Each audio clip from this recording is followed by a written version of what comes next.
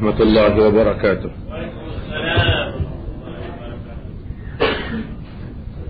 الحمد لله نحمده ونستعينه ونستغفره ونعوذ بالله من شرور أنفسنا ومن سيئات أعمالنا من يهده الله فلا مضل له ومن يضلل فلا هادي له أشهد أن لا إله إلا الله وحده لا شريك له وأشهد أن محمدا عبده ورسوله أما بعد.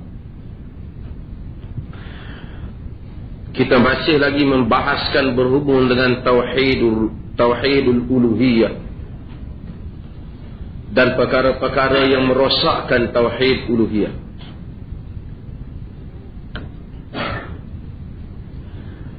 Di antara syirik yang berlaku di dalam tauhid al-uluhiyah ialah asyirku fi ta'ah, syirik di dalam taat, di dalam ketaatan, yakni menduakan Allah Subhanahu wa taala dalam taat. Pada kuliah-kuliah yang lalu kita bahaskan syirik di dalam tawakal, syirik di dalam takut, dan kita membincangkan sekarang berhubung dengan syirik bagi orang-orang yang mentaati selain daripada Allah Subhanahu wa taala. Wa'lamu wafaqani Allah wa iyyakum anna minasyirki ta'atul ulama'i wal umara'i fi tahlil ma harrama Allah aw tahrim ma ahalla Allah. Ini kata Syekh Muhammad Saleh Fauzan, katanya Saleh bin Fauzan katanya ketahuilah, semoga Allah Subhanahu wa taala memberikan taufik kepada aku dan juga kamu. Sesungguhnya di antara yang menyebabkan seseorang menjadi syirik ialah mentaati ulama dan pemimpin dalam menghalalkan apa yang Allah haramkan atau mengharamkan apa yang Allah taala halalkan. Sesiapa yang taatkan kepada ulama ataupun kepada umara, kedua-duanya sekali, sehingga dia menerima apa yang golongan ini haramkan, sedangkan perkara itu di sisi Allah adalah halal, ataupun mereka menghalalkan sedangkan perkara tersebut di sisi Allah adalah haram, lalu mereka taat dan menganggap keputusan yang dilakukan oleh golongan ulama dan umara dalam masalah tersebut adalah lebih baik daripada apa yang diputuskan oleh Allah melalui kitabnya ataupun melalui sunnah Rasulnya sallallahu alaihi wasallam, maka orang itu menjadi syirik. Dengan syirik dengan makna yang begitu luas ini, sebab itu baginda sallallahu alaihi wasallam di dalam surah At-Taubah, Allah Subhanahu wa taala berfirman, ittakhadhu ahbarahum wa ruhbanahum arbaban min dunillah wal masih ibn maryam wa ma umiru illa liya'budu Allah wa ma umiru illa liya'budu ilahan wahida la ilaha illahu subhanahu amma yushrikun. Surah At-Taubah ayat 31. Allah Subhanahu wa taala berfirman, maksudnya mereka itu menjadikan padri dan pendeta mereka Tuhan-Tuhan selain daripada Allah, dan demikian mereka jadikan Isa bin Maryam Tuhan selain daripada Allah, sedangkan mereka tidak diperintahkan melainkan untuk mereka menyembah ilah yang satu, yang tidak ada ilah melainkan Dia, maha suci Ia daripada apa yang mereka syirikkan. Baginda sallallahu alaihi wasallam baca ayat ini kepada Adi bin Hatim At-Ta'i. Adi bin Hatim At-Ta'i. Adi bin Hatim At-Ta'i menyatakan, ya Rasulullah, lasna na'buduhum. Wahai Rasulullah, kami tidak sembah padri. Wahai Rasulullah, kami tak sembah pendeta. Ali Kristian masa itu.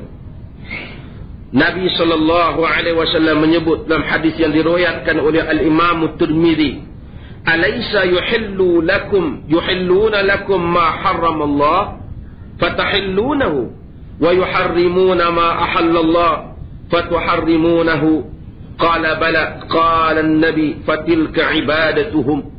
Kata Nabi, tidakkah mereka itu menghalalkan untuk kamu apa yang Allah haramkan, dan lalu kamu turut menghalalkan macam mereka.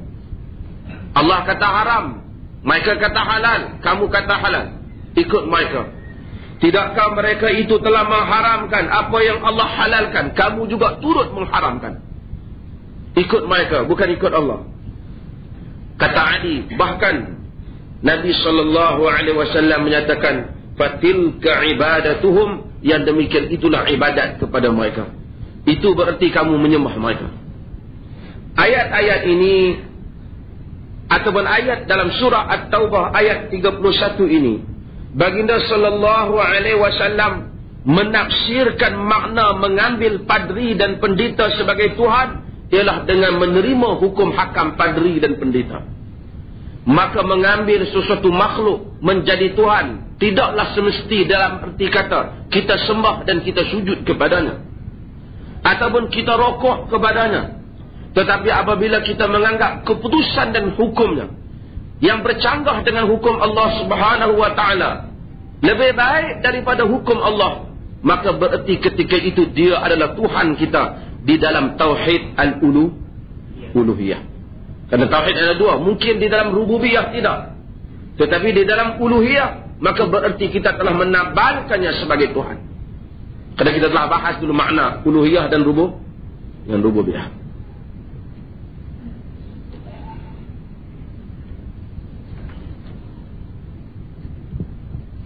Kata Syekh kita ni, Syekh Saleh bin Fauzan, di antara pembesar ulama Majlis Ulama Arab Saudi, wa min hadha ta'atul hukam wal ru'asa fi tahkim al qawa'id al wad'iyyah al mukhalifah lil ahkam al syar'iyyah fi tahlil al haram ka ibahat al riba wal zina wa shurb al khamr wa musawat al mar'ah lil rijal fi al mirath wa ibahat al sufur wal ikhtilat aw al tahrim al halal كمنع التعدد الزوجات وما أشبه ذلك من تغيير الأحكام الله واستبدالها بالقوانين الشيطانية. Dia kata, di antara maksud taat yang membawa syirik ini ialah taatkan kepada pemerintah dan pemimpin di dalam hukum hakam mereka yang menggunakan perundangan yang tidak Islam, yang menyanggahi hukum hakam syarak di dalam menghalalkan apa yang Allah haramkan, seperti menghalalkan riba, zina, minum arak, menyamakan wanita dan lelaki di dalam harta pusaka, menghalalkan percampuran bebas, mengharamkan ataupun mereka mengharamkan apa yang Allah halalkan, seperti mereka mengharamkan poligami. Ada negeri yang haramkan, Tunisia, pemimpin dia mengharamkan poligami. Nah, Ali Zainal Abidin nama dia. Dia haramkan poligami. Di negeri dia tak boleh poligami. Wanita simpanan tak bawa, jangan poligami. Negeri Tunisia dia mengaku Islam. Dia istiharkan, dia telah batalkan hukum jihad. Dia batalkan.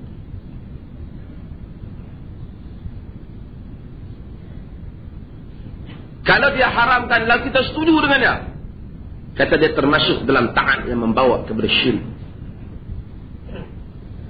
Dia halal, dia izin tu satu benda lain, halal satu benda. Misalnya dia tak kata haram, dia tak kata halal, tapi dia biar, dia tak ambil tindakan. Mungkin kerana dia tak mau amal ma'ruf nahi munkar. Orang tanya haram tak? Haram. Tahu tak? Aku tak larang, nak larang. Larang rugi negara. Haram, halal tak? Tak halal. Itu lain. Tapi kalau dia kata berjudi haram kalau tak ada lesen, ada lesen halal. Kalau dia kata, kita kata betul ya, nama dia pun judi ada lesen, takkan haram tak? Kita setuju tak? Kita termasuk dalam taat dan syirik. Kadang bukan semua orang yang membiarkan, tidak mengambil tindakan itu, mereka bererti menghalalkan. Mungkin mereka tak halalkan, cuma mereka tak mencegah. Kalau mereka kata halal, seperti dia kata dia halalkan perbuatan-perbuatan ini, dia kata tak apa kalau dia ikut peraturan. Zina kalau sama-sama redha tak apa, umpamanya kita pun setuju dengan perundangannya, maka dia terkeluar daripada agama. Iyadzan billah. Sebab itu kita kena tahu bahawasanya antara yang menghalalkan dan yang membiarkan itu berbeza. Wa min dzalika taqlidul fuqaha. Antara bab ni juga ialah mengikut para fuqaha. Taklid ni ikut buta para ulama fiqh. Bittiba'i aqwalihim al-mukhalifatu lil adillah idza kanat tawafuq ahwa'i ba'd an-nas wa ma yashtahunahu. Termasuk dalam yang dikatakan syirik dalam taat kepada Allah Ta'ala ni, ikut buta para ulama fiqh, kata dia. Di dalam pandangan-pandangan dan pendapat mereka yang ternyata menyanggahi dalil-dalil Al-Quran dan Sunnah, hanya semata-mata kerana memenuhi kehendak orang ramai dan apa yang orang ramai suka. Kata dia, siapa yang buat begini termasuk dalam keadaan syirik. Kerana yang penting taat makhluk. Kama yaf'alu ba'da ansafil muta'allimin man yatalammasa ruqas wal wajibu an yu'khadha min qawlil mujtahid ma wafaqa dalil. Dia kata seperti yang dibuat oleh segolongan daripada penuntut ilmu. Man talammasa ruqas, yang cuba cari benda-benda yang longgar. Sedangkan yang wajib ialah kita mengambil pendapat mujtahid, apa yang sesuai dengan dalil, bukan apa yang sesuai dengan nafsu kita. Ini masalah.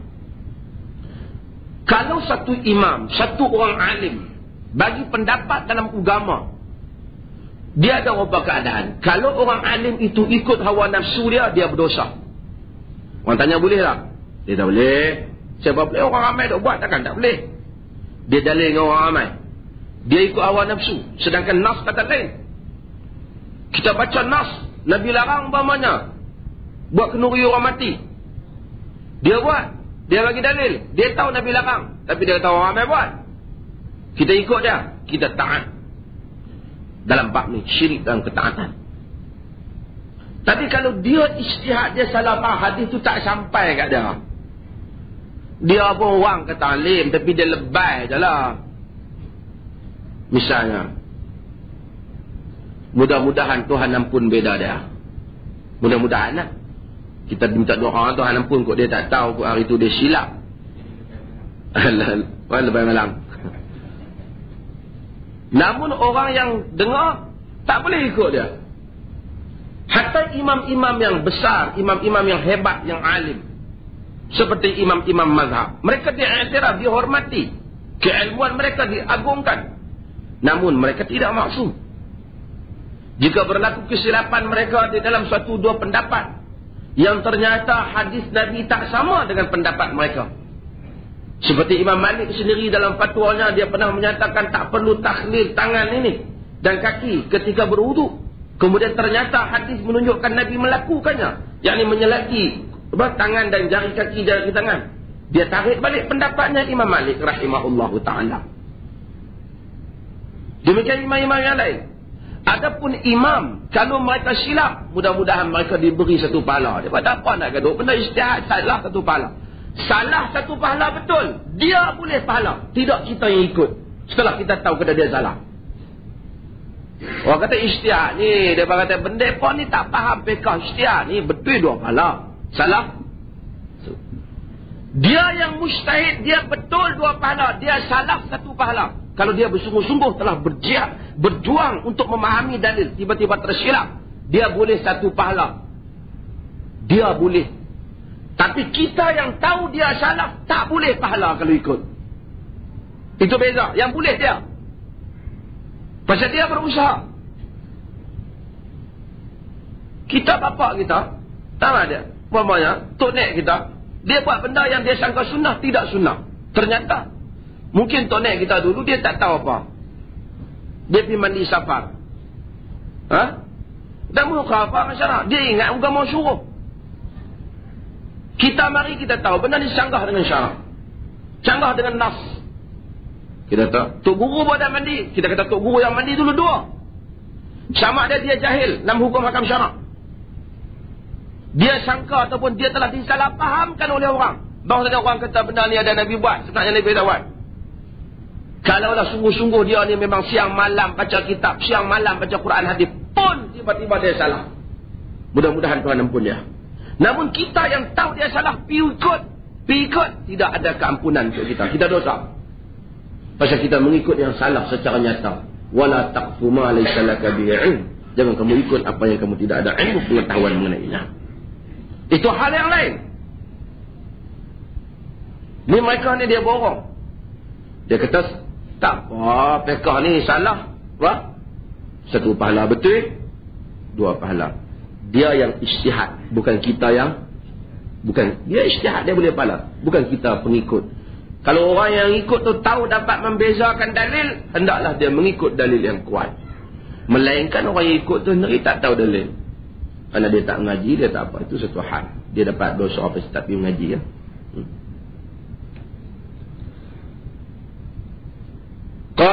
Qala al-a'immatu rahimahumullah, kata para imam yang mana Allah Ta'ala rahmat mereka, kullun yu'khadhu min qawlihi wa yutrak illa Rasulullah sallallahu alaihi wasallam. Semua orang kita ambil dan kita tolak cakap dia, melainkan cakap Rasulullah sallallahu alaihi wasallam. Tapi yang berlaku hari ini dia tak. Bila kita kata ada hadis, yalah, tapi Tok Guru kita dok buat. Bila kita kata ada nas, kita yalah, tapi tak kalah Tok Syekh kita nu, lama-lama kita dok buat. Ya, salah. Kadang-kadang sampai orang tu di peringkat agama yang mengaji pun dia tak faham benda-benda yang basic dalam agama. Dia dalam agama ni Quran pun kena ikut, sunnah pun kena ikut, ijma' ulama pun kita ikut dia dah. Jadi hak kita diikut ni ijma' ulama. Saya tanya apa dia ijma' ulama? Apa dia ijma' ulama? Ijma' ulama lah pendapat ulama-ulama kita. Tu kata tak ngaji. Buka cerita yang cakap tu dia ustaz. Tapi tak pelik lah, ustaz ni biasa kan, driver bas pun ustaz je kan. Dia, benda ni benda basic pengetahuan. Satu orang kena tahu berapa benda asas dalam ilmu, usul fiqh, ulumul hadis, ulumul Quran. Usul fiqh dia tahu. Yang dikatakan ijma' ulama ni apa? Kita tanya nu, Syekh Amir duduk belakang. Apa Syekh Amir?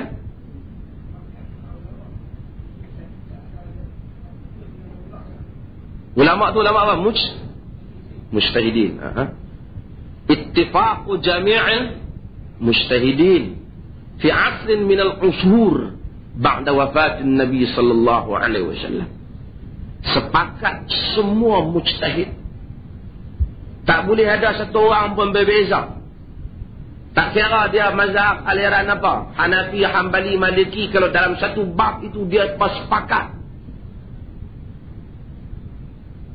Pada satu zaman daripada zaman-zaman, satu zaman lah, tak mungkin dia nak sepakat sama semua zaman. Kita pun tak tahu zaman bila kan. Selepas wafatnya Nabi, maka yang itu dinamakan dengan ijma'. Kalaulah mazhab ni kata ni, imam ni kata ni, imam ni kata ni, walaupun mereka ulama besar-besar, tak dinamakan ijma'. Kalaulah kata adalah kata para mujtahidin ini 900,000 orang ada. 999 kata yes, seorang kata no, tidak dinamakan ijma'. Kena pandai. Lepas tu apa dia buat amalan Melayu tu apa kata tu? Ijma'. Apa faham apa makna ijma' ulama? Ini satu pengajian dalam apa ilmu apa? Usul fiqh. Dan benda yang ijma' ulama, ijma' ni bukan banyak. Ya, benda-benda yang jelas tu ijma' lah. Yang ulama ijma', sembahyang fardu sehari semalam 5 waktu, ijma'. sahabat ijma'. Apa dia? Harta pusaka orang 1/6 untuk nenek, ijma'. Apa lagi? Puasa pada bulan Ramadan wajib, tak ada yang kata sunat. Ijma'. Baca Yasin malam Jumaat,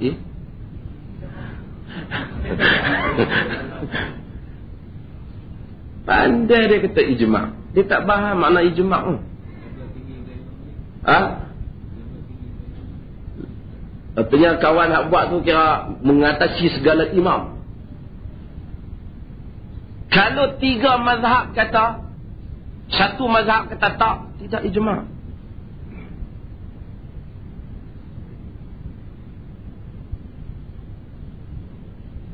Bila imam baca jahar, kita di belakang tak baca apa? Pada 3 mazhab. 1 mazhab kata baca, Imam Syafi'i. Tak dinamakan ijma' hak 3 tu. Pasal lagi mana ada imam kata tidak. Kita kata qaul jumhur, menurut pendapat majoriti. Cuma biasanya pendapat majoriti tu biasanya agak kuat. Biasanya. Tapi mungkin juga seorang boleh menyanggahi pendapat majoriti dengan dalil-dalilnya.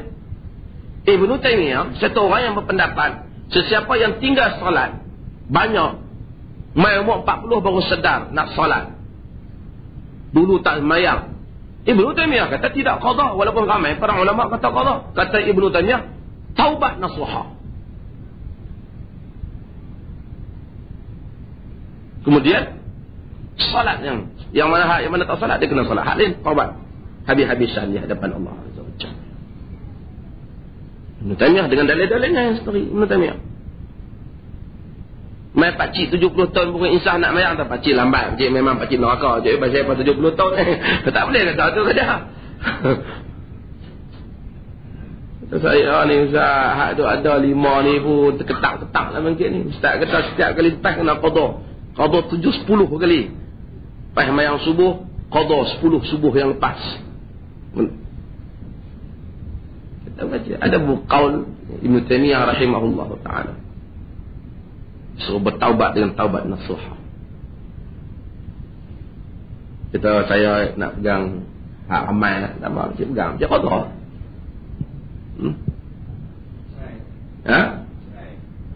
Cerai sebenarnya bukan di Ibnu Taimiyah saja, ramai juga kata cerai 3 jatuh 1, walaupun ketika kebanyakan ulama kata 3 jatuh 1, Ibnu Taimiyah kata kebanyakan 3 jatuh 3, Ibnu Taimiyah kata 3 jatuh 1. Dan bukan Ibnu Taimiyah saja, orang lain pun sebelum itu telah menyatakan benda yang sama. Bahkan kadang-kadang benda yang ijma' itu sendiri kalau tak jelas, ada orang mudah mukhalafah dengan ijma'. Albani mukhalafah dengan ijma'. Dia mengharamkan emas bergelung bagi wanita.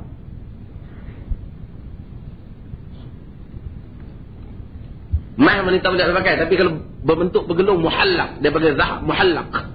Zahab tu kalau muhallaq bulat je, tak boleh kata. Ada alasan. Kalau rantai tak boleh bulat. Kalau cabang tu boleh. Tak kita pakai. Dia ada orang kritik dah. Tapi orang tidak mengkafirkan dia. Kerana ijma' itu pun ada benda yang dipertikaikan. Yang ijma' lah benda yang dah zakat. Ijma'. Zakat pendapatan tidak ijma'. Ada pendapat ulama dalam mazhab Hanbal tidak ijma'. Maka menggunakan dengan mudah-mudah ini ijma' ulama, ini adalah salah. Ada ulama tuan-tuan, bayangkan banyak benda ni dalam Islam ni boleh diberi pandangan nas, kadang-kadang boleh dilihat 2-3 pendapat. Mazhab banyak, sehingga kan Bismillahirrahmanirrahim ayat daripada Fatihah, betul tak? Imam Malik kata makruh baca kalau sembahyang. Tak ijma'. Tiba-tiba ada satu bab, tak ada ulama melainkan semua aliran Hanafi, Hanbali, Maliki, Zahiri, apa saja jenis aliran kata sama bab tu. Ini menunjukkan tuan-tuan, dalilnya terlalu jelas. Terlalu jelas. Mai kita pergi buat 2-3 amalan kata tak boleh benda ni, tak ada dalam sunnah. Yalah, ijma'. Dia tak faham makna ijma' tu apa tu. Ijma' ulama' pun nak pakai juga dia kata. Dia faham apa makna ijma' ulama'. Dan itu yang sedang highlight ni. Kita ni, mereka ni tak mau ijma' ulama' lah. Yang cakap tu tidak memahami makna ijma'. Kata, kalau tuan-tuan dengar dia cakap, Ustaz, saya pandai dah, tapi saya cadang Ustaz, pergi belajar beli usul fiqh. Apa maksud ijma'? Sebab kalau Ustaz ada masa free, Ustaz pergi cari buku-buku yang tulis ijma' ulama', tengok dia definisi dia apa dia ijma' tu. Jadi salah faham. Ijma' tu bukan pendapat ulama, kesepakatan seluruh mujtahid. Sepakat seluruh mujtahid baru dinamakan dengan ijma'. Adakah amalan-amalan sebahagian yang dibuat di tanah Melayu ni ijma'? Tak, mustahil lah. Kata Abu Hanifah, "Idza jaa al-haditsu an Rasulillah sallallahu alaihi wasallam fa'ala ar-ra'si wal 'ain, wa idza jaa 'an as-sahabati radhiyallahu anhum fa'ala ar-ra'si wal 'ain, wa idza jaa 'an at-tabi'in fahum rijal wa nahnu rijal." Kata Abu Hanifah, kalau datang hadis itu daripada Nabi di atas kepala dan mata, ni bahasa orang Arab, ala ra'si wal 'ain, kira kita taat sepenuhnya lah. Kalau datang daripada sahabat, kita taat sepenuhnya. Kalau datang daripada tabi'in, orang lain daripada sahabat, anak-anak murid sahabat, fahum rijal wa nahnu rijal, mereka tokoh, kita pun tokoh. Siapa kata ni? Abu Hanifah lah. Tapi maksudnya sesuai dengan Abu Hanifah lah. Mereka kata mereka mampu bagi pendapat, aku juga mampu bagi pendapat. Dan banyak perkara-perkara yang seperti ini yang para imam sebut. Antaranya Imam Malik kata, kulluna raddun wa mardudu alaihi illa sahibu hadzal qabr. Semua kita ditolak pendapatnya, melainkan tuan punya kubur ni. Ditunjuk kubur apa? Nabi sallallahu alaihi wasallam. Kubur Nabi sallallahu alaihi wasallam. Imam Malik tuan-tuan, dia hidup dalam kerajaan Abbasiyah. Imam Malik ni imam ahli Madinah, duduk di Madinah. Tak keluar dia daripada Madinah. Ilmu Imam Malik hebat seperti Imam Syafi'i. Kita tengok dalam sejarah dia, masa kecil-kecil dia pantang dia. Dia lahir di mana Imam Syafi'i? Lahir mana? Gaza, Palestin. Kau dia nak kata belah-belah baling kan? Tak lah. Dia lahir di Palestin. Kemudian ibu dia bawa dia pindah ke Mekah, tempat asal. Masa kecil dia hantar Imam Syafi'i ini pergi belajar bahasa Arab. Dia tu orang Arab dah, tapi belajar lagi kesenian bahasa. Sehingga apabila Imam Syafi'i ini dia cakap, dia balik, dia cakap, dia baca syair, orang kagum dengan kefasihannya. Sehingga salah seorang daripada ulama masa zaman tu tengok, pun tokoh-tokoh zaman tu kata, azizun alayya an la ara ma'a hadhihi al-fasahah al-fiqh fi din. Rasa beban dah aku tengok dia. Kalau sekiranya tidak aku dapati bersama dengan kefasihan ini, kepahaman dalam agama. Kata Imam Syafi'i. Saya tanya lah, anak suruh, maksud dia tak siapa patut aku pergi belajar. Pergi belajar dengan imam muslimin. Alim umat ini, Imam Malik. Dia tuan punya kitab Muwatta. Sebut habis tu, siapa ada kitab Muwatta? Dia pun tak tahu. Bulan-bulan ada kitab Muwatta, hampir rumah dia pinjam.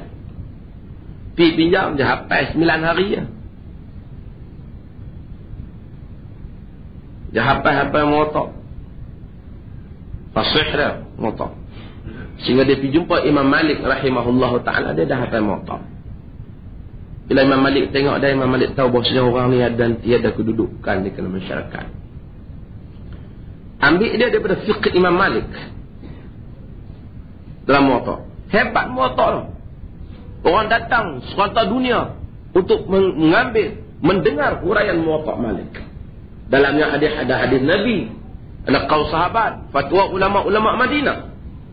Pun begitu apabila kerajaan Abbasiyah minta supaya Muwatta dijadikan kitab yang satu, semua amalan orang-orang negara Islam berpandukan Muwatta, ditolak oleh Imam Malik.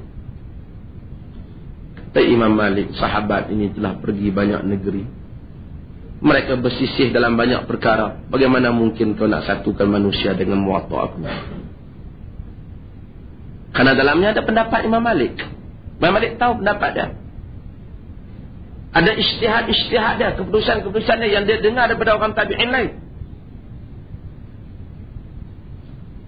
Tiba-tiba mai kita semua tuan-tuan kena negeri ni satu mazhab dia.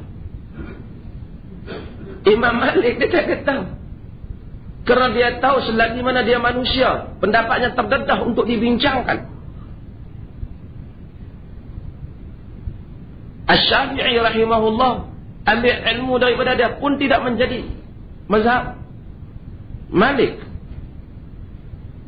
Walaupun dia kata Malik adalah hujah aku di hadapan Allah Azza wa Jalla. Dan Imam Syafi'i kemudian dia pergi. Imam Syafi'i lepas daripada dia pergi ke Yaman. Imam Syafi'i orang cakap fasih. Dia kritik wali Yaman dikritik. Wali Yaman kejam. Ada kuliah-kuliah dia sindiak wali Yaman tangkap garia. Bawa pergi Baghdad. Rantai dah. Bawa pergi kat Khalifah Harun al-Rashid. Kata Khalifah, pandai masyarakat ini, orang pandai. Dia tanya apa pendapat Khalifah. Dia kata, satu orang yang menganggap engkau adalah hambanya dengan seorang yang menganggap engkau adalah saudaranya, mana yang kau lebih sayang? Tentu aku sayang pada orang yang anggap aku saudara dia. Orang tu aku ya. Pasal Bani Abbas, aku Bani Abdul Muttalib. Jadi Abbas dengan Muttalib ni dua beradik. Sebab lawan aku takkan aku dia Tuhan aku dua beradik. Tapi memang dia dengar kefasihan dia benar Imam Syafi'i mengajar di Baghdad. Bila Imam Syafi'i mengajar di Baghdad, maka antara yang sebelum itu Imam Ahmad dah jumpa Imam Syafi'i masa kealiman dia masa di Mekah. Imam Ahmad ambil ilmu daripada Syafi'i. Pun Imam Ahmad tidak membuat mazhab Syafi'i. Ya ada pandangan-pandangan sendirilah mazhab Ahmad. Tak benar Imam Syafi'i kata hang ni melawan tok guru. Tak boleh. Satu mazhab dah. Tak. Benar dia tak main. Imam-imam tak ada buat kerja macam ni. Hak lebih sudu daripada kuah ataupun kuah daripada sudu ni siapa? Hak datang kemudian. Lebih lajak daripada laju. Yang datang kemudian. Kata al-Imam Syafi'i, "Idza sahha al-hadis bahwa mazhabi." Idza sahnya satu hadis itu maka dia adalah mazhabku. Wa qala idza khalafa qawli qawla Rasulullah sallallahu alaihi wasallam fadribu bi qawli Abdul Haid. Apabila pendapat aku menyanggahi pendapat Rasul, ambil pendapat aku baling ke dinding. Itu kata siapa? Imam Syafi'i rahimah.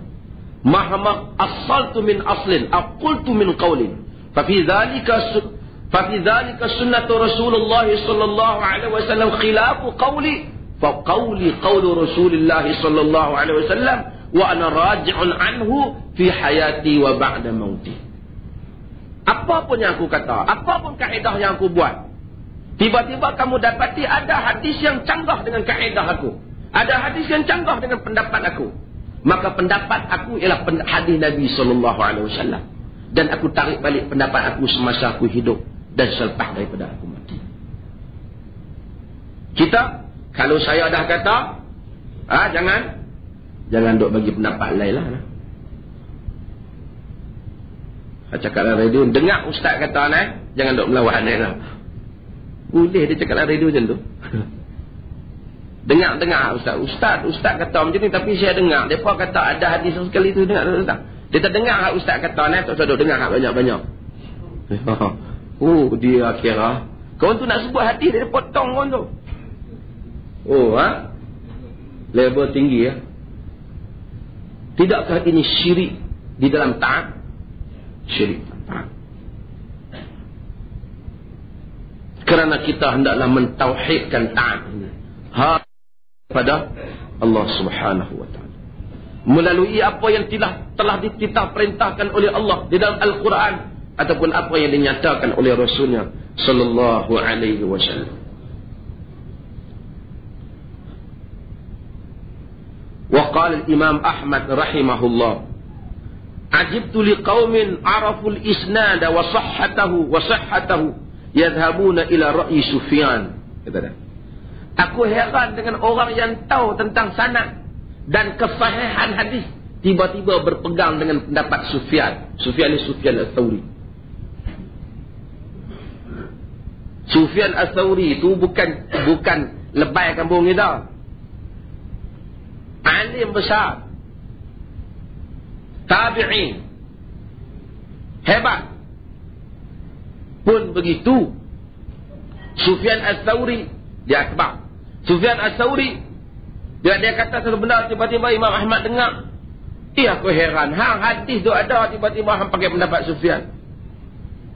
Sedangkan waqala Allah wallahu ta'ala yaqul falyahdharil ladina yukhalifuna an amrihi an tusibahum fitnah aw yusibuhum adzabun alim. Surah An-Nur ayat 63. Jaga-jaga orang-orang yang menyanggahi arahan Rasul, nanti ditimpakan kepada mereka fitnah atau ditimpakan kepada mereka azab yang pedih.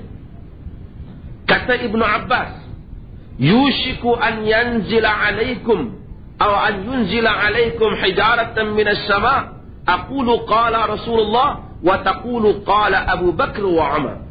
Aku bimbang batu timpa, diturunkan kepada kamu batu daripada langit, timpa kamu. Aku kata qala Rasulullah, hampa kata qala Abu Bakar wa Umar. Ibnu Abbas ni zaman ni Nabi dah tak ada, Abu Bakar pun tak ada, Umar pun tak ada. Jadi bila dia mengajar, dia bagi tahu qala Rasulullah. Tetapi aku pernah dengar Abu Bakar kata, marah. Aku kata qala Rasulullah, hang pi kata qala Abu Bakar wa Umar. Tu Abu Bakar wa Umar. Aku bimbang batu timpa kepala hang daripada langit. Padahal tak kalah Abu Bakar dan Umar nak canggah qala Allah dan qala Rasulullah kan. Tapi sahabat nak didik, jangan lepas orang kata qala Rasulullah, hang tiba-tiba nak pergi kata pendapat orang lain. Kita bombang-bombang bagi tahu hadis Nabi, tiba-tiba dia kata tapi yang kita duk bisa buat, lemah kita. Tak boleh, tak bayar.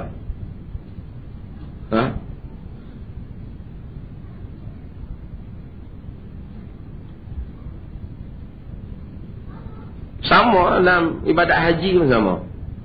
Itu yang kita duk komplain tu. Saya ada ingat Syekh Muhammad Saleh bin Utsaimin ni pakai kata-kata dia. Kerana dia kata tuan-tuan nak melihat apa itu bid'ah. Syekh Utsaimin warak. Senang tengok orang duk tawaf, duk pegang buku. Setiap pusingan pertama baca ni, pusingan kedua baca ni, pusingan ketiga baca ni.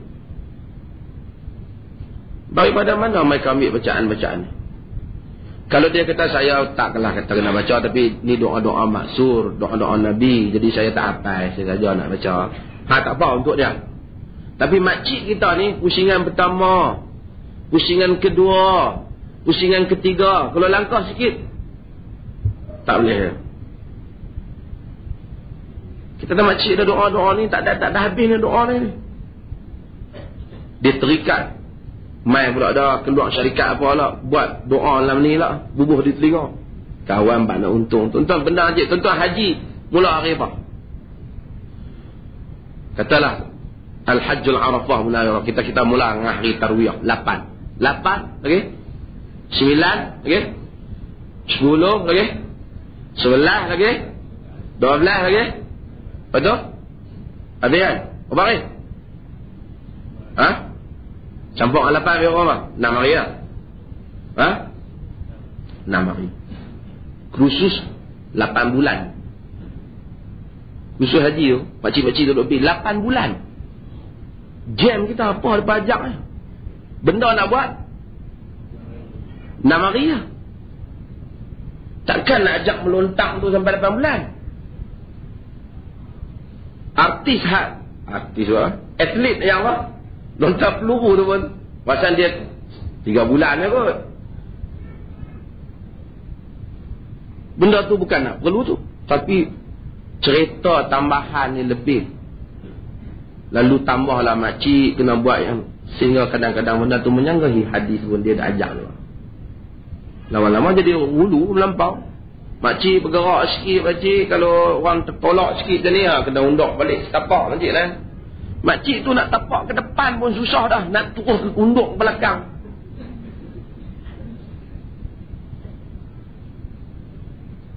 Dia ingat unduklah masjid kampung dia. Orang suruh belajar fiqh Rasul yang mudah, dia tak mau. Jadi beban. Ni masa cuba kita habang. Tuan-tuan nak sabar. Kawan-kawan nak pergi di Mina habang aja. Di Arafah, di Mina, Nabi ni dia qasar solatnya. Qasar. Dia buat apa? Dua. Dia buat subuh tak qasar lah kan. Dia qasar.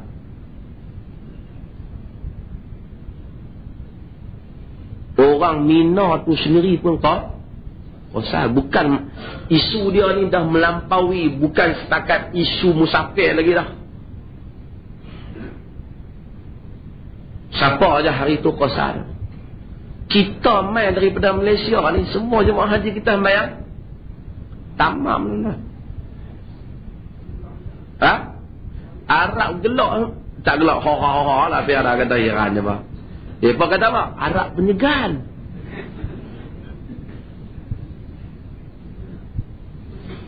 Dia agama ni bukan banyak sikit. Apa dah? Mutaba'atu Rasul. Ikut Rasul. Tak boleh main pagi Ahad kita pergi kerja tak apa banyak. Biasa main subuh 2 buat 8 kan. Dia bukan masalah awaknya hari lain tak apalah 2 hari ni kita free. Dia bukan masalah free, masalah masa lapang ada. 2 itu yang disuruh. Saya bukan nak bertegas kan masalah tu, tapi apa salahnya buat 2 Semua buat 4. Tambah itu saja. 2 negeri lah. Sama Malaysia, 1 Brunei. 2 negeri ni tak bayar. Orang lain duduk di Arafah nak ibadat, nak doa. Mereka main duk buat zikir munajat tak dah. Ingat tu. Tang disiplin bagus jemaah kita ni. Disiplin peraturan lah. Orang Melayu ni dia bagus. Dia tak apa kira. Orang tolak lebih kurang dia tak lah. Tapi kalau dia boleh ikut sikit lagi, ikut bagi sama. Tapi sebenarnya bukan salah jemaah, salah apa? Ha? Itu yang Menteri Besar Perali kata. Tahun-tahun yang dulu hampa kata, siapa yang kata sentuh laki perempuan tak batal, apa? Sesat. Salah yang dia ikut tu, sesat apa? Tahun ni tabung haji telah keluarkan sentuh laki perempuan tak batal. Adakah perlu wuduk mazhab lain? Tak, dia kata wuduk pun mazhab Syafi'i juga. Kita habaq berapa tahun? Lama lah. Masa kita habaq apa kata apa? Lah ni makcik-makcik tu meradang, makcik-makcik pergi tahun lepas tu. Dia kata aku 7 kali kena pergi ambil balik petua mereka. Kenapa mereka tak pakai petua ni tahun lepas? Tidak lepas apa? Lega tu. Kita raih lah petua hak baru ni. Bukan kita tak suka, kita raih petua hak baru ni. Tapi kita habaq. Itulah lain kali bila orang habaq, hampa pergi selidik dulu benda tu segi-segi dalil. Jangan duk Pasal yang duduk semua dalam jawatan tu, sebahagiannya memang ada 2-3 orang yang memang hebat, ada pengetahuan yang baik. Tapi sebahagian hadapi tu dia kadang-kadang bukan tahu sangat. Dulu dia main gitar, main apa pun jadi ketua tabung haji.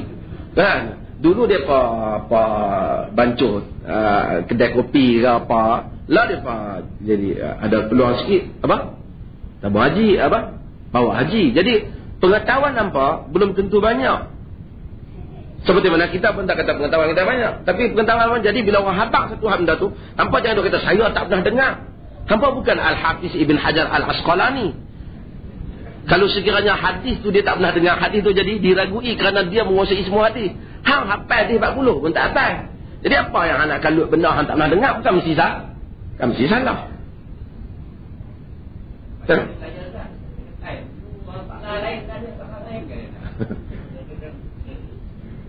Mungkin dia pergi buat rundingan tu. Kita tak apa, dia berubah fatwa tu tak apa. Tapi kita nak ingatkan, lain kali jangan kata salah. Lain kali hampa jangan kata. Bila sekarang ni hampa, kalau dulu pun dia tak kata salah, cuma dia kata batal. Lah ni batal setelah disemak tak. Tak apalah. Kalau macam tu tak apa, orang tak marah. Balik. Cuma dia heran. Balik Malaysia batal. Yang tu satu keajaiban lah. Cuma tu dia orang lelaki lah. Hak tu sepakat batal. Kan? Kita kata lama dah tak batal kan. Tapi kita tanya, adakah bini kita semasa pergi ke Mekah dia bertukar jantina?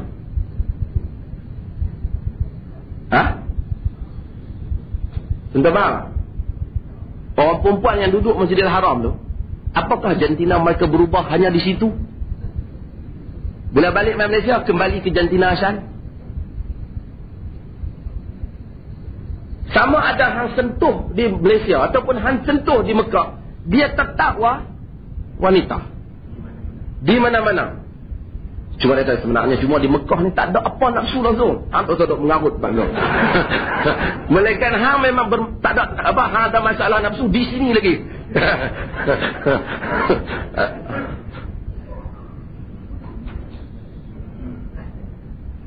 Dia kalau tak batal di sana, tak batal di sini. Perempuan-perempuan lah juga. Hukum tu dia bukan ada kaitan, masalah hukum sentuh tu kaitan dengan meri.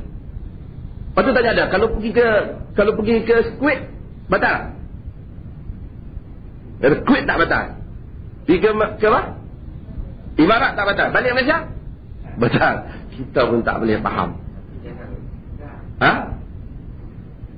Dia satu orang pergi sentuh wanita, haram satu hal, batal satu hal yang lain. Bukan semesti semua yang haram itu batal wudu. Maki orang haram, wudu betul tak betul? Satu orang lelaki pakai mask haram wudu betul tak betul?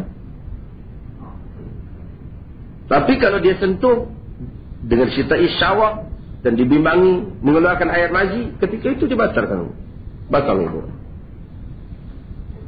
Saya bukan masalah nak bincang masalah fiqh, tapi nak ceritanya kaul para ulama ini selain daripada para Rasul sallallahu alaihi wasallam terdedah pada salah dan silap. Tetapi kalau satu orang tu bersandar kepada qala Rasulullah sallallahu alaihi wasallam, maka kita kata sami'na wa ata'na. Kita taklah kata orang yang kata tak batal itu menyanggahi Rasul, kita tak katakan. Tapi kita rasa itu satu fatwa. Siapa yang kata batal pun tak salah, siapa yang kata tak batal pun tak. Cuma kalau tanya kita kata hadis Abu Daud kata qabala Nabi sallallahu alaihi wasallam ba'da azwajihi thumma qama wa shalla. Nabi cium sebagai isterinya kemudian bangun dan salat. Mazhab kata, Syafi'i kata dia cium berlapik. Dan dalam hadis Aisyah kata apa? Masa dia nak sujud, laqad ra'aituni mu'taridatan baina yaday Rasulillah sallallahu alaihi wasallam. Wa idza arada an yasjuda ghamaza rijlayya faqabattuhuma. Dalam hadis riwayat Imam Bukhari dan Muslim. Rasulullah sembahyang, aku melentang di hadapannya. Apabila baginda nak sujud, baginda kamas kaki itu. Aku bentang kedua-duanya. Jawab pahala satu lagi, dia lapik. Kata Aisyah, faqadtu Rasulullah sallallahu alaihi wasallam zatan lailah.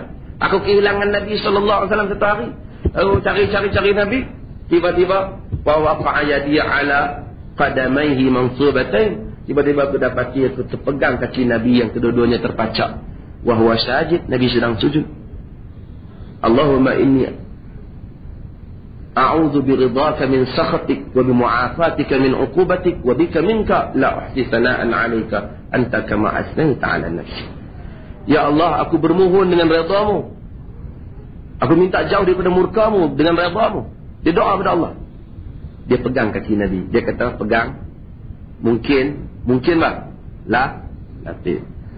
Lepas pada tu, Aisyah kata, Nabi cium silakan isterinya kemudian bangun salat. Dia kata ciumlah. Kita pegang kaki lapik. Sekejap mungkin lah kot lah. Selimut lapik je. Cium lapik ni. Tak tahu dia Khalid kot ada pengalaman.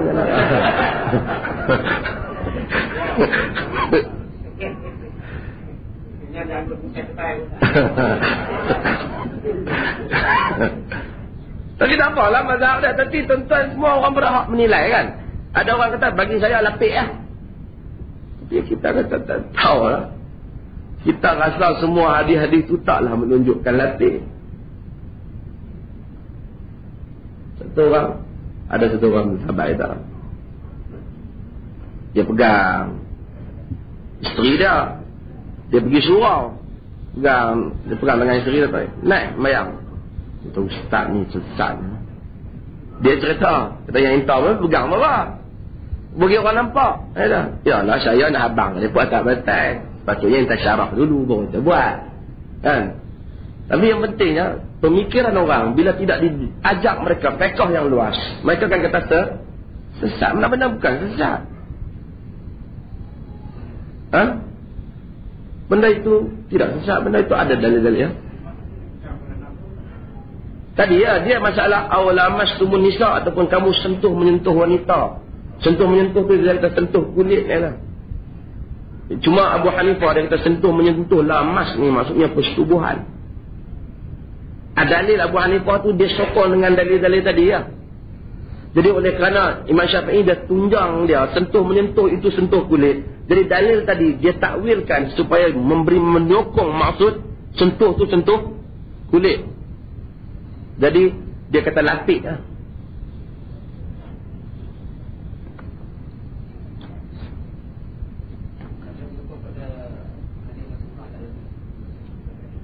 Dan Imam Syafi'i bukan dia ignorekan hadis tu. Cuma dia takwil hadis tu. Hadis mengatakan tidak ada. Semua yang ada perbuatan Nabi. Seperti perbuatan cium. Kan? Kita pun faham. Cium-cium macam mana? Kan? Cium. Takkan cium kepala. Cium pula. Dan hadis rawi hadis tu kata apa? Yang cium tu hang. Dia kata Aisyah. Aisyah diam. Aisyah nak muda. Kan?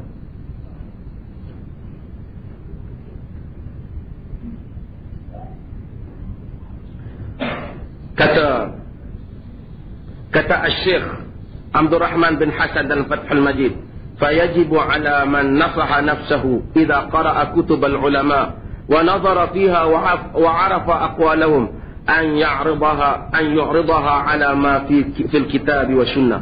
Fa inna kulla mujtahidin min al-ulama'i wa man tabi'ahu wa intasaba ilayhi yadhkuru dalilahu wal haqqu fil mas'alah wahid wal a'immatu mutabun 'ala ijtihadihim ila akhir qaulihim." Dia tahu yang pentingnya wajib bagi siapa yang baca pendapat ulama dan tengok kitab-kitab ulama membandingkan pendapat-pendapat itu dengan dalil kitab dan sunnah. Dalil kitab dan sunnah katanya. Mujtahid itu tak apalah, depa tu dapat pahala lah dari ijtihad mereka. Namun kita ni mesti menilai apa yang telah diucapkan oleh mereka. Ini semua ada dua benda kita sebut tadi.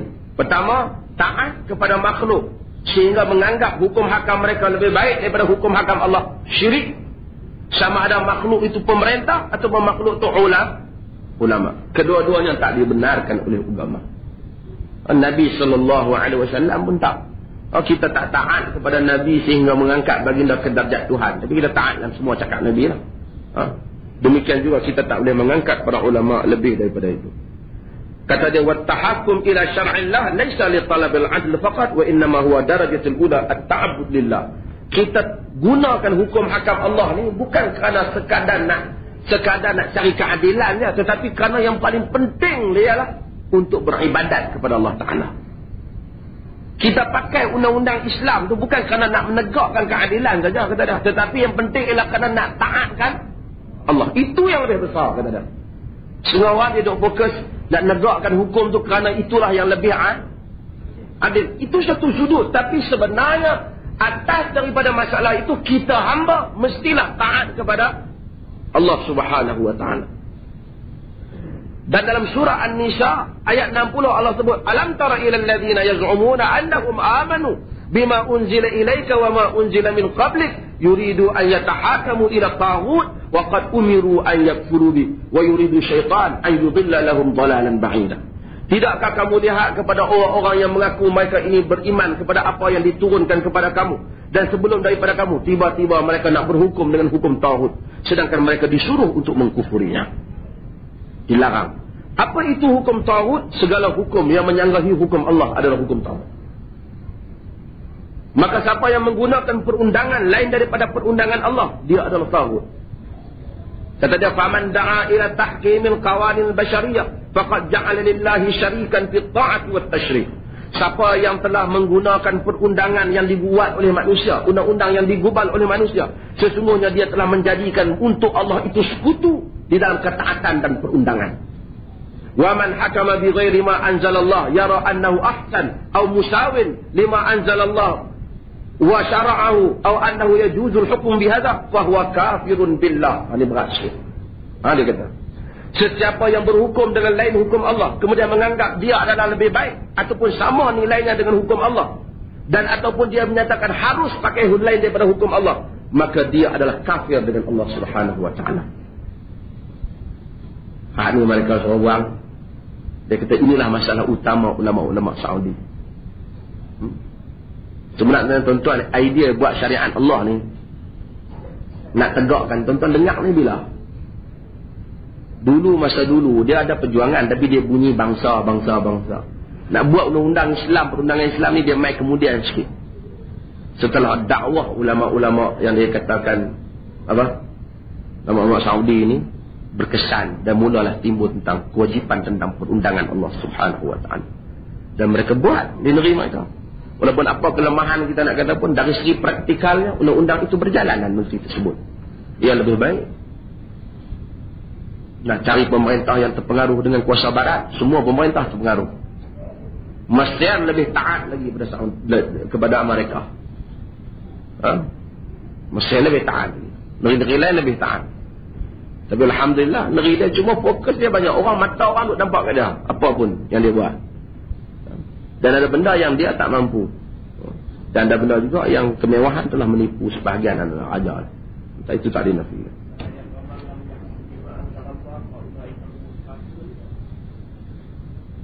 Ayat wa man lam yahkum bima anzalallah fa ulaika humul kafirun dalam surah Al-Maidah ayat yang 44 tu.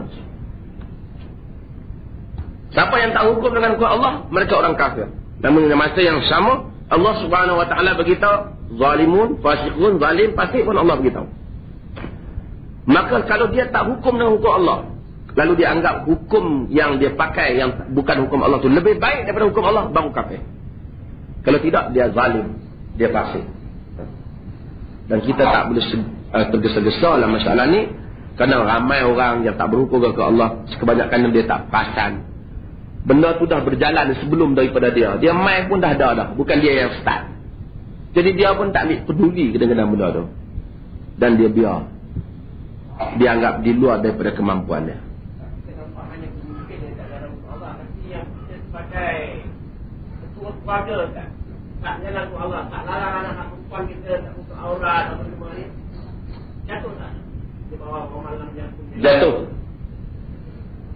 Kalau sekiranya bapa kata anak perempuan mesti keluar tutup aurat, atau mak kata anda dah besar dah kena tutup aurat keluar, pak dia kata tak apa lah, bukan anak kita tutup aurat, nak orang lain tutup, yang penting dia bayar, boleh tak? Termasuk. Dan banyak lagi hukum hakam masalah solat, terutama anak-anak yang dah balik. Tiba-tiba duduk dalam rumah kita tidak cuai dalam masalah. Wallahu ta'ala alam. Saya buka pada soalan. Ada soalan ni?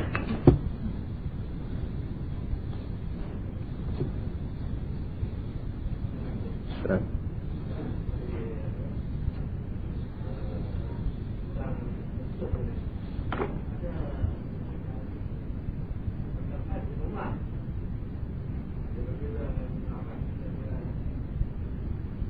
Ada di kalangan sahabat pendapat yang berbeza dalam kes itu.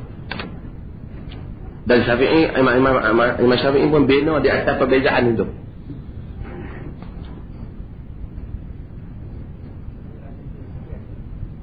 Ya. Itu pendapat sahabat, bukan hadis. Sahabat ada pendapat dalam banyak masalah yang berbeza. Ibnu Umar umpamanya, dia anggap bahawasanya masa kita berwuduk, mata termasuk dalam 4 yang wajib dibasuh. Jadi dia buka mata dia.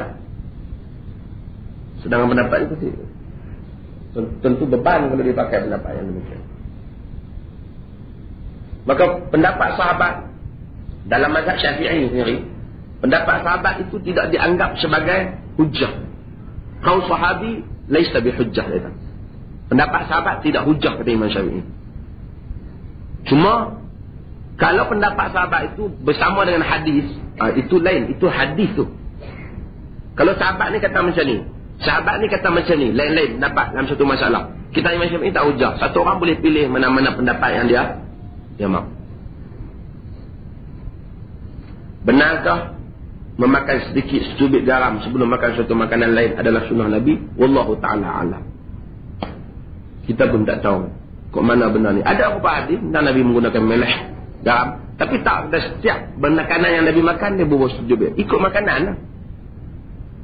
Apa benda yang tuan-tuan makan?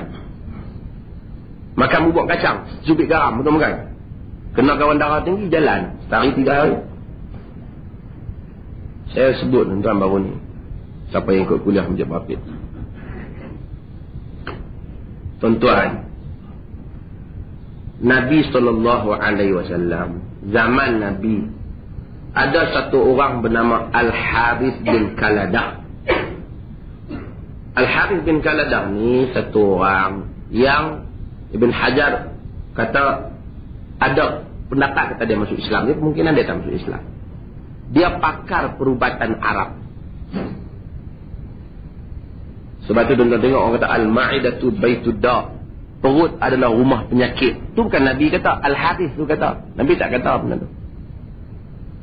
Nabi kalau sakit, Nabi panggil Al-Harith ni lah. Dia masa tu tak Islam lah. Riwayat Abu Dawud ada nama dia. Sahabat kalau sakit, hantar pergi ke dia. Dia pandai. Ini semua memberikan satu makna bahawasanya Nabi dalam bab berubat ni, dia merujuk kepada pakar. Sekalipun pakar tu bukan Muslim. Al-Imam Az-Zahabi dalam di dalam Syiar A'lamin Nubala disebut satu benda yang menarik. Dia kata orang pernah tanya Aisyah, Urwah pernah tanya Aisyah. Urwah kata, wahai Ummul Mukminin, kalau Ummul Mukminin pandai di dalam masalah agama, aku tak heran. Zaujatu Rasulullah, isteri Rasulullah, apa nak heran? Kalau pandai syair, aku tak heran. Orang kata bintu Abi Bakar, anak Abi Bakar Fatah. Tapi kami heran macam mana Ummul Mukminin pandai dalam bab perubatan ni.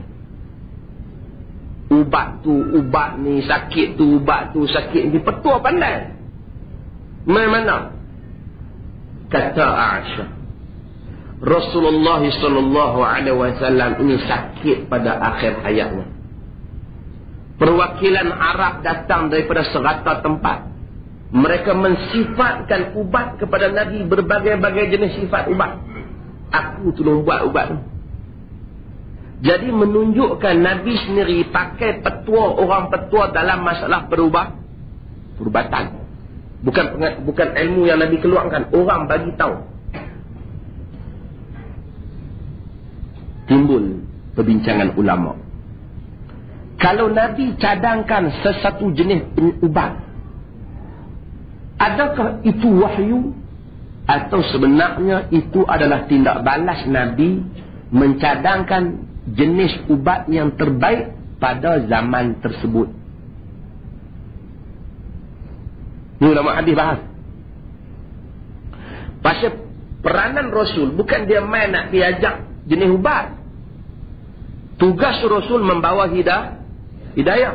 Dia berkaitan soal agama, soal bagaimana manusia mentadbir diri. Dan masalah ubat ni, kalau Rasul tak datang pun orang cari ubat. Bukan kerja Rasul main nak ajak macam mana plan rumah. Dia tak ajak kan tu. Yang tu hampa kalau aku tak main pun hampa buat. Manusia sebelum Rasul tak main kan dah berubat dah. Sebelum Rasul tak main lagi manusia dah bina rumah dah. Jadi kalau Nabi sebut 1, 2, 3 jenis ubat, adakah kerana baginda nak kita guna ubat tu? Ataupun baginda sedang meminta supaya setiap orang yang sakit pilihlah ubat yang terbaik? Berlaku perbincangan di kalangan para ulama. Umpamanya, contoh, Nabi bekam. Dia bekam lah ni, dia bekam. 2-3 tempat pula dia sakit. Misudah, dia sakit kepala, dia bekam. Adakah Nabi bekam tu, maka Nabi nak suruh kita bekam? Sehingga orang kata berapa hari bulan kena bekam. Dan tunggu berapa bulan bekam. Ya. Sedang sakit kan? Tak ada sakit apa saja, pergi sunah bekam. Ya. Nabi sendiri dalam hadis tu dia bekam ketika dia sakit. Hang sehat-sehat pergi bekam bagi botak pula, hang cobek nak buat apa? Tak dibekam melainkan orang yang sakit. Baginda bekam kerana baginda sakit. Adakah perlu bekam pakai tanduk? Ataupun kalau main perubatan moden dia pakai sedut, Syekh Qasim nak sedut tu. Lepas ni tak sunnah, ni apa? Pakai kaca tak boleh lah. Tanduk. Adakah Nabi kempen tanduk ataupun dia kempen kesihatan?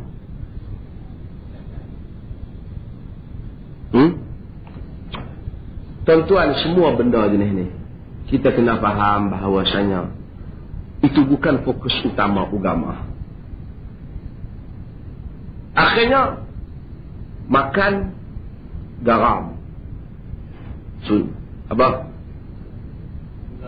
3 jari. Barang. Semua benda. Pergi ambil. Kedai bukan Islam. Barang orang Islam ada, dia tak ambil umpamanya.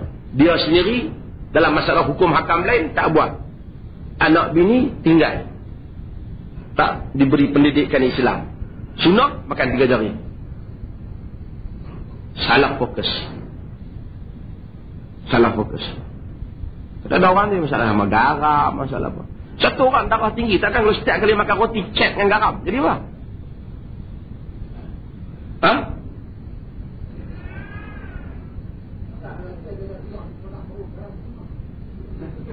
Sebelumnya keluar kopi sunnah. Bila Nabi minum kopi?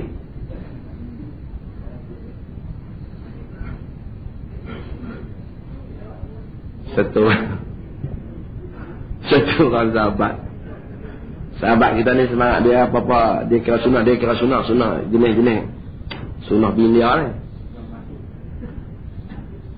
Dia beli kasut kepala cabang, kasut yang dikatakan capar Nabi tu. Tentu agak-agak Nabi pakai ke capar tu? Dari segi desain je Nabi pakai tak? Hadis tak ada. Dia tu macam mana dia buat keluar main kedusan. Kalaulah kata Nabi pakai, kalau kita kata, adakah Nabi buat slipper? Ataupun dia pakai benda yang orang bagi kat dia? Benda orang bagi. Dia tak kata, hendaklah sniper kamu bercabang macam sniper aku. Tak kata. Kawan kita ni, kita kata dari segi rupa pun, kita kata tak apa nampak lah macam sunnah Nabi. Kita kata. Dia tak perhati, dia azmih tanya. Ana pun biar. Satu hari, ana jumpa dia pergi potong tu. Apa? Hak tepi tu. Hak tepi tu dia kan macam kepala tajam tu kan. Dia potong. Ana melawak dengan dia. Dia orang bombok. Ente potong selipan Nabi ni. Tak baik ente ni. Dia tak boleh. Dia tak bergesak lah. Macam kan dia tajam lah. Ente ingat anak abang daripada awal. Design ni pun tak sunah lah. Reka bentuk ni pun tak profesional lah. Macam kita pergi negeri Mekah. Tamar Nabi. Kita orang beli. Musim biasa 40 rial lah. Musim haji ni berapa? 160, 200. Dia balik main, kita pergi balik dari Zirah Mekah, dia bagi sebiji je lah. Dia tanda sebiji ni, taman Nabi, sebiji lah. Mahal kalau 200. Abang ada taman Nabi dah makan dah, khalas. Selesai. Ajwah tu adalah hadis. Nabi sebut tentang masalah sihir. Tapi Nabi tamar apa je orang bagi kat dia? Takkanlah Nabi semasa hayat dia memilih hanya makan tamar yang baik-baik ya. Apa jenis tamar makan dalam hadis? Dalam masalah buka puasa, takkan ditentukan jenis tamar tak? Minum susu. Nabi bagilah minum. Yang ada baginda suruh berubat dengan asal. Berat. Madu. Itu ada nafs dalam Quran pun. Nabi kempen. Ada habbatu sauda dalam hadis Bukhari. Itu pun secara umum baginda kempen. Habbatu sauda syifa min kulli da. Habbatu sauda adalah sejenis ubat untuk semua jenis penyakit. Maksudnya begitu. Bukan Nabi kata habbatu sauda ni nak ubat bagi setiap jenis penyakit. Cara terjemah tu salah. Syifa tu dia adalah sejenis ubat. Maksudnya dia boleh memberikan kesan kepada setiap jenis penyakit. Bukan Nabi kata itulah satu-satunya ubat bagi setiap jenis penyakit. Tak. Syifaun. Satu siapa? Yang penting saya dah fikir tuan-tuan, kita tegakkan sunnah ni garam. Cik, mai semayang qul a'udzu birabbin nas malikin nas tak. Dan yang tu tak sunnah saja. Yang tu tak sunnah dia tahu. Tak apa saya sunnah garam. Tak badan lah. Ada ambil sunnah-sunnah yang besar, sunnah dalam solat. Kan? Yang tu patut ditekankan, sunnah dalam puasa. Yang mana Nabi buat, yang mana Nabi tak buat. Sunnah dalam qiyam. Ini benar-benar besar. Kemudian itu dah ada masalah pang, nak pakai serban, pergi ukuk, berapa dia punya jengkai. Itu tak apalah, ada masalah pang dah kan.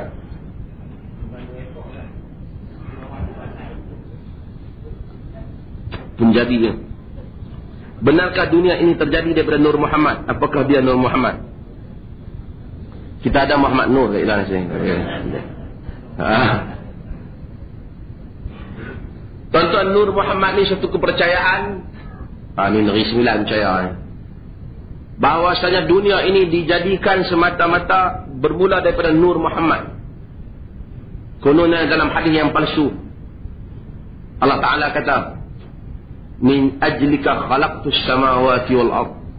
Karena engkaulah aku menciptakan langit dan bumi dan segala. Daripada Nur Muhammad itu diciptakan langit dan bumi.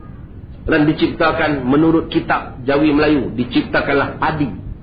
Menurut kitab Parsi, diciptakan gandum.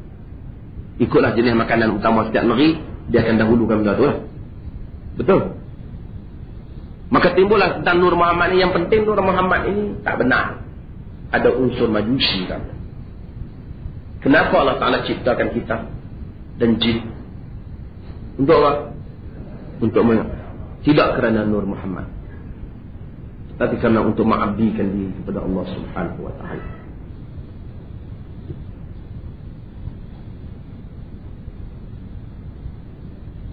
Apakah pandangan Islam terhadap keuntungan yang diperolehi daripada pelaburan dalam skim simpanan? Melabur 1,000, keuntungan 12% pada setiap hari ke atas 1,000. Kalau keuntungan itu ada untung, ada rugi, kan? Untung dia bayar di atas kadar modal. Kadar modal. Maka dengan itu, maka sah boleh ambil. Kalau dia kata rugi hang tak tanggung, untung saja hang dapat, dia adalah riba. Dia adalah riba. Wallahu ta'ala.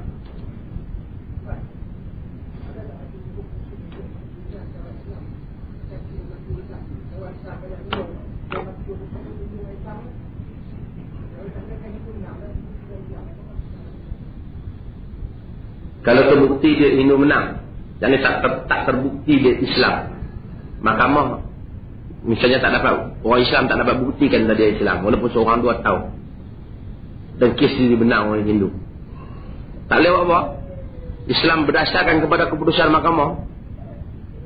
Cuma mahkamah ada atau tak apa Islamik lah, tapi kalau diikut peraturan, kalau Islamik pun benda tu tak apa jauh bincangan tu bukti. Kalau memang pemerintah Islam pun tak tahu kata dia Islam pun tak, seorang dua kata dia Islam umpamanya, adakah pemerintah Islam nak claim kata dia Islam ataupun Hindu? Dia berdasar pada bukti. Kalau dia bukti dia, mereka dapat buktikan dia Hindu, mereka biar. Ataupun pemerintah boleh buat keputusan pemerintah, dia tak bakar, dia tanam macam biasa dia ni, tanam macam biasa. Supaya, kerana kes ni kes dalam keraguan. Wallahualam. Kerana yang yakinnya, bila dia yakin dia ini Islam ke Hindu? Asal. Yakinnya asal ya. Siapa yang kena buktikan? Dalam kes ni siapa yang mesti buktikan? Pihak Islam kena buktikan. Misalnya kita kata, kalau satu orang tu dia asal Islam, mereka kata dia dah Kristian, mereka kena buktikan, kita tak payah buktikan. Pasal dia lahir Islam. Dia ni mak Hindu pada ni, dia apa? Mak dia yang Hindu, kata apa? Dia Hindu sebab masa lahir saya sebut nama dia Muti, apa? Muti. Masa tu dia Hindu pun, dia orang tua tak tahu apa. Itu masa lahir, dia tak tahu kemudian satu. Kemudian dapat dia bukti. Alhamdulillah. Kes ini yang pertama. Nampaknya Jawi bukan menang lah, memang ada bukti kan. Walaupun sebelum ni ketika dia lawan dengan artis, dia lawan dengan apa? Kelab malam, dia lawan dengan semuanya dia kalah. Dia pun bagilah dia satu.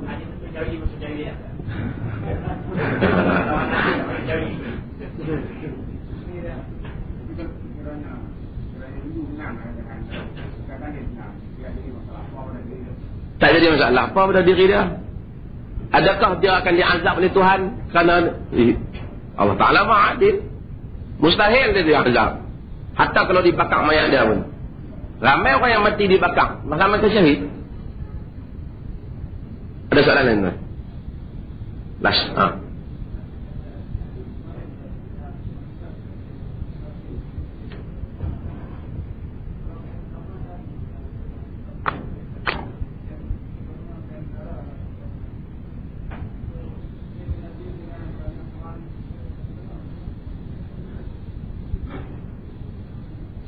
Dia begini. Pertama hadis, la yahillu limra'atin tu'minu billahi wal yawmil akhir an tusafira masiratan laylah yawmi wa laylah illa ma'adhi mahramiha atau mahrama 'alayha.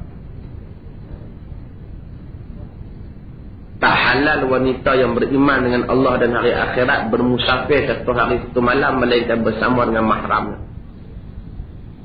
Mahram ni siapa tuan?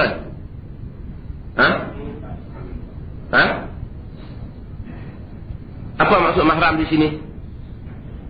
Orang yang diharamkan secara takdib, secara selama-lamanya. Ada orang yang diharamkan tak selama-lamanya. Siapa? Ipar diharamkan tapi tak. Mak saudara isteri, anak saudara isteri diharamkan tapi selama-lamanya tak selama-lamanya. Siapa lagi yang diharamkan? Saudara isteri, Saudara susuan selama-lamanya. Selama-lamanya. Okey. Hak sementara tak kira. Kira yang selama-lamanya. Kalau dia nak musafir, kena ada yang selama-lamanya. Cuma lah mazhab Syafi'i. Dia sebut. Dia kata kalau sekiranya. Dia kata ilahnya ialah masalah fitnah. Kalau sekiranya dapat dielakkan fitnah ni, maka tak apa. Contohnya, dia nak pergi sini. Kata dia nak pergi satu tempat, Kuala Lumpur. Mak ayah dia tak pergi, abang dia mak tak pergi. Pergi 10 orang. Kawan-kawan semua universiti nak abang. Dari segi rasa bahaya fitnah tu, rasa terhindar dengan jumlah itu umpamanya. Kalau orang nak buat, kata mazhab Syafi'i dia tak apa. Kalau terselamat dengan masalah. Jika tidak, haram. Apatah lagi dia musafir ke luar negeri, haram. Melainkan dia bersama dengan dia satu lelaki, mahram dia. Dan kemudian dia tinggal di sana bersama dengan orang-orang yang dapat memelihara agama lah. Nah, kita ada orang tu lah. Tapi dua orang tu kan siapa? Okey. Ini maksud dia. Kalau sekarang ni, kalau dia kata bank negara, gubernur bank negara sekarang hari ni Arab Saudi pun lantik lah. Gubernur bank dia wanita lah. Dia hadir meeting. Meeting dia tu membabit apa? Ramai orang. Dipantau. Selamat dia daripada yang fitnah tu, tak apa. Ada lagi pembantu-pembantu dia kalau dia wanita. Mungkin ada suami dia bersama dengan dia. Ada pembantu wanita lain bersama dengan dia. Dia kena ambil langkah-langkah mengelakkan fitnah. Wallahu a'lam. Ada soalan dah habis? Wallahu ta'ala a'lam insya-Allah. Allahumma salli